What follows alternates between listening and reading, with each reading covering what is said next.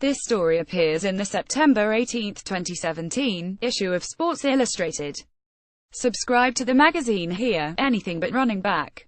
There's just nothing there. So says Barry Foster, who was thriving in the Steelers' backfield. He made All-Pro in 1992, when he tore ligaments in his left ankle on a screen pass in '93, curtailing his career in his mid-20s. 24 years later, Foster is a middle school teacher and football coach in Lewisville, Texas, and he makes himself clear: if it was me, I would be a defensive back or a receiver or a linebacker. Running back is definitely a position I try to steer young kids away from because they're not going to last long, and they're not going to be completely appreciated. The stats back him up.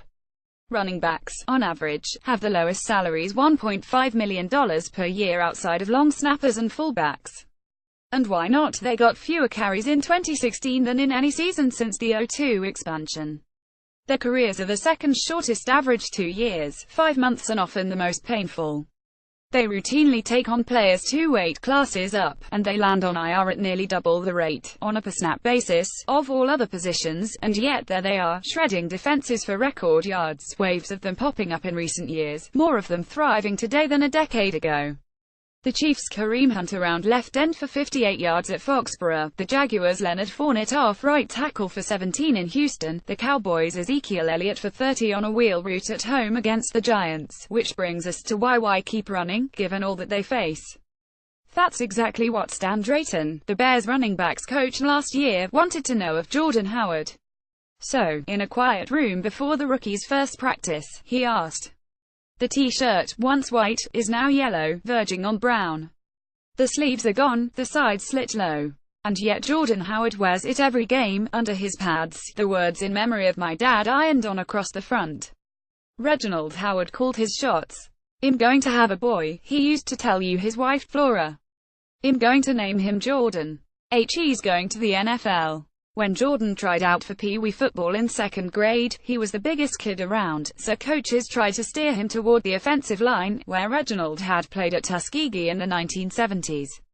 Jordan resisted. He wanted to be a running back, and he won a literal race for the job, proving his size was no handicap.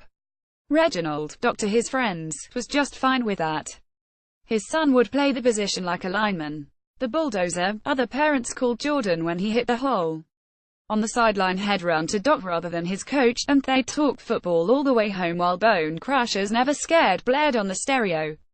In middle school, Jordan told his school's librarian about his plans to go pro. She bet him $100 that he would even get a college scholarship. Flora hunted down the librarian the next day. "I dare you to teach him not to dream." She knew that's what her husband would have said. Pulmonary fibrosis had forced Doc from the sideline, so he watched his son's games from a car parked atop a nearby hill. Doc was eventually confined to a hospital bed, which is where he died in 2007, with 12-year-old Jordan at his side. Flora made the t-shirt shortly afterward, 9 years later. On the second day of the NFL draft, Jordan, a junior on scholarship at Indiana, was disconsolate after failing to hear his name among those called. So Uncle Selwyn turned to Terry Jordan and channeled Doc. "It hasn't been easy to this point," Selwyn said. "Why should it be easy this time? It wouldn't be." Howard wanted to be alone the next day, and he was lying on his bed, rap music in his ears, that fading cotton relic tucked away in a drawer, when the Bears, owners of the 150th pick, finally called. As a 5th rounder, he adjusted his expectations, head to Chicago and prove himself, do anything, even try special teams.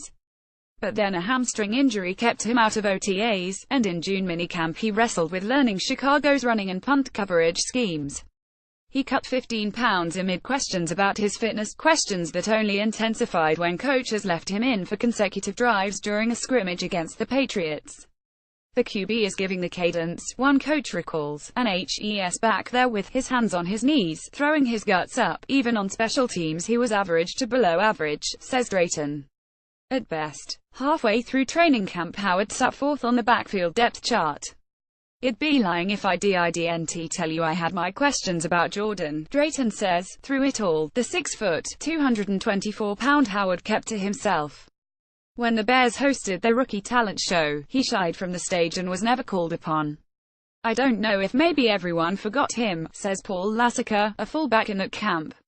He was just so quiet, but then preseason week 4, First Energy Stadium in Cleveland, fourth quarter, a 1st and 10 at the Browns 34, proved like time for someone so far down the depth chart. On 3 consecutive plays, the running back with the stamina questions 1 leaped over a defender along the sideline for 8 yards, 2 sidestepped 1 would-be tackler and spun around another for 10 more yards, and 3 turned the corner and dipped his shoulder to shed a defender as he capped a 16-yard touchdown.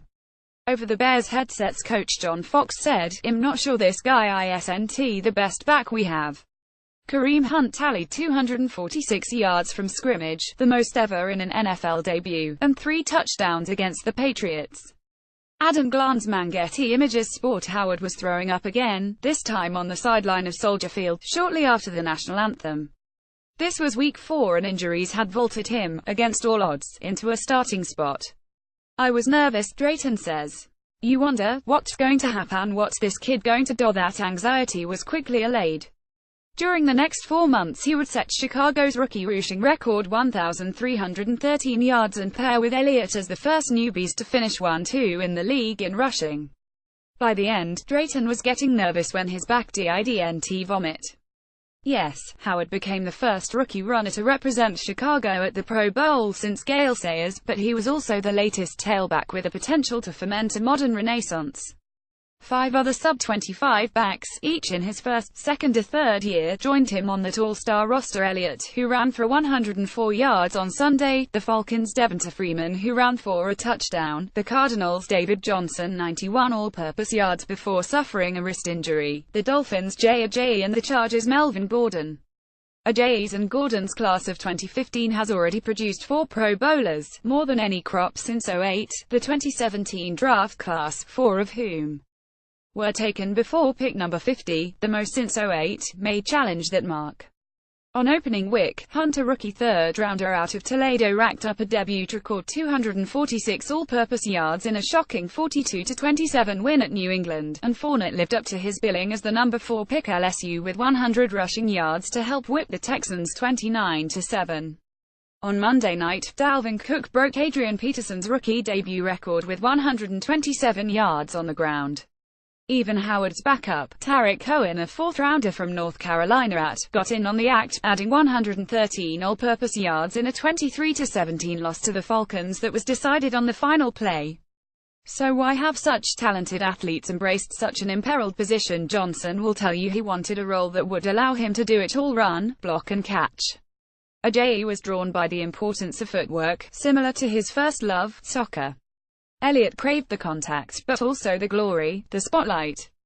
The best athletes in grade school still get plugged in more often than not at running back, and for those with long-term promise, switching positions means endangering a future. Gordon, a high school tailback, was first recruited to play cornerback at Wisconsin, but I just didn't feel comfortable there, he says.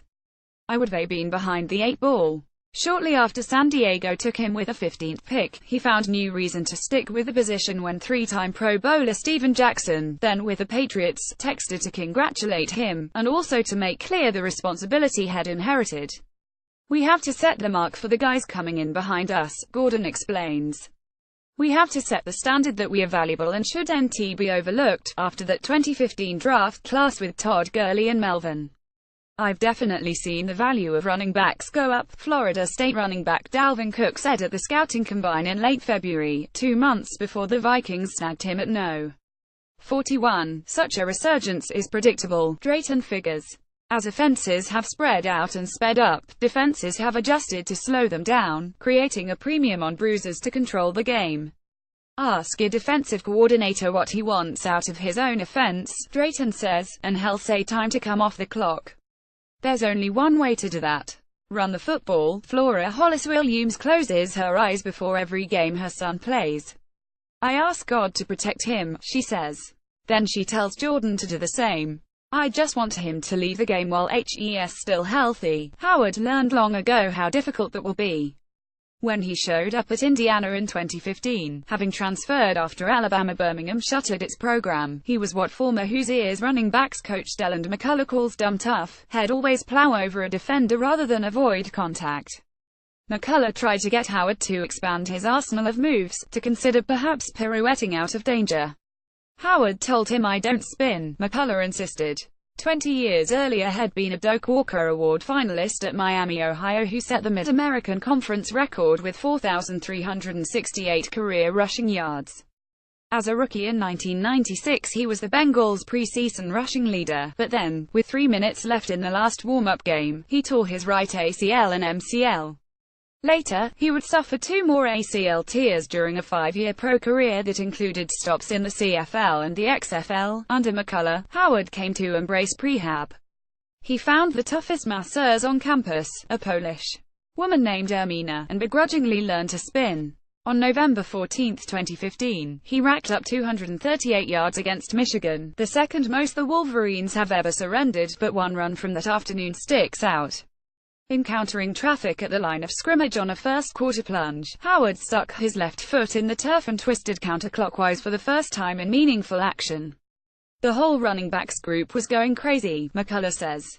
Howard returned to the sideline and smiled. "I had to do it," he said, having torn his meniscus at Gardendale, High, leaving him with just one scholarship offer and having battled knee and ankle injuries throughout college, which led to his being the 10th back taken in the draft. Howard knows that longevity is crucial if his brethren backs are to regain value.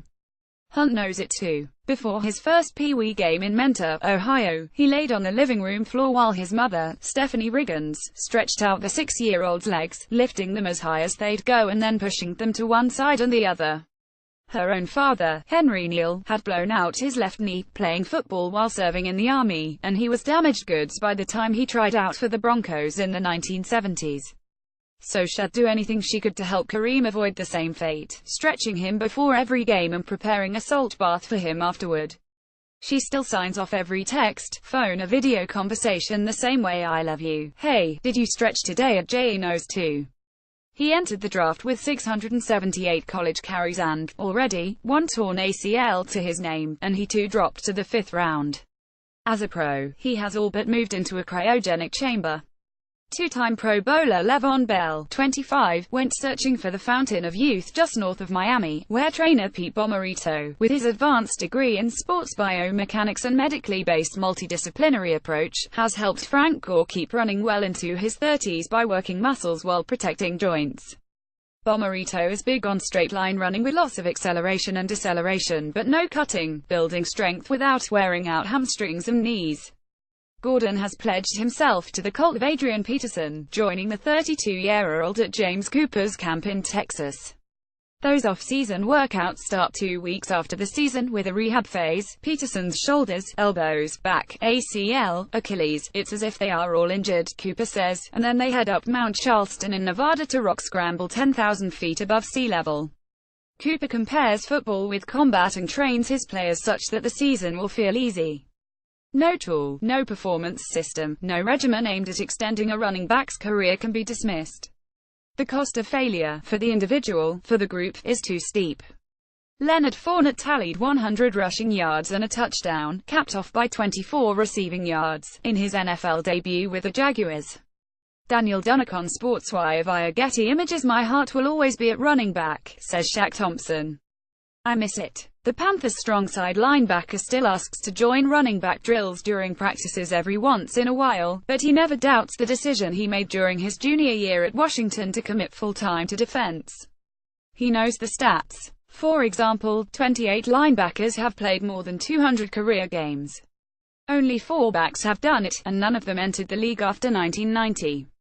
12 of the backers did. For Thompson, like so many others, longevity won out over love. Cardinals cornerback Patrick Peterson made that decision in high school. "The lifespan of an NFL back is very short," he said in 2013. "It was clear from day one, I was playing defense." In fact, Arizona's starting secondary in 16, Peterson and Brandon Williams, along with safeties Tyrann Mathieu and Tony Jefferson, consisted entirely of former running backs. Remember McCullough: his son, Deland McCullough II, is being recruited out of Junipero Serra High in San Mateo, California, to play defensive back. He left the offensive backfield before even high school. They all saw the facts and didn't like what they saw. The last cluster of NFL backs as talented as today's emerged around 2010, when Peterson, Jackson, Michael Turner, Ahmad Bradshaw, Arian Foster, Chris Johnson, Morris Jones-Drew, Rashard Mendenhall and Ray Rice each took on a full workload. Only one remains employed as a player. Compare that to quarterbacks, where on a yardage basis, according to Pro Football Focus, the average player peaks at 33. Even tight ends reach their statistical heights 5 years later than backs, 29 versus 24. That's why, while teams may have returned to valuing running backs on draft day, they still aren't building around them financially. This spring, as Bell engaged in contract negotiations, Gordon shot him a text. "Hey, bro, I need you," he said. "You're resetting the market. Don't settle for less." Bell responded, "For sure. I know what I'm worth." Ultimately, the Steelers were unwilling to meet Bell's demands, and he'll play out this year on a franchise tag. "The running back market definitely took a hit, and I can't be the guy who continues to let it take a hit," he said in July. "We do everything. We block, we run, we catch the ball. Our value isn't where it needs to be. I'm taking it upon myself to open up some eyes and show the position is more valuable. I think about death a lot," says Howard. His well-worn t-shirt steers his mind that way, but so does the obituary he keeps for Greg Macklin, his UAB roommate who died in a car crash in 2015.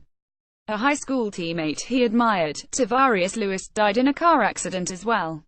And another high school friend succumbed to liver disease. All of that has made Howard something of a grief counselor. At 22, people can be here one day and then be gone forever, he says. Knowing that, Howard does his best to protect his future, but he also wants to maximize the present, to take advantage of the time he does have. That's the challenge, to preserve and to capitalize. Sometimes you step out of bounds, sometimes you lower a shoulder. Or maybe you spin. Howard has one more totem of loss: a green UAB wristband. 3 days after he helped the Blazers qualify for their first bowl game in a decade, during Howard's sophomore year, the school that first put its faith in him announced it was shutting down its football program due to financial concerns.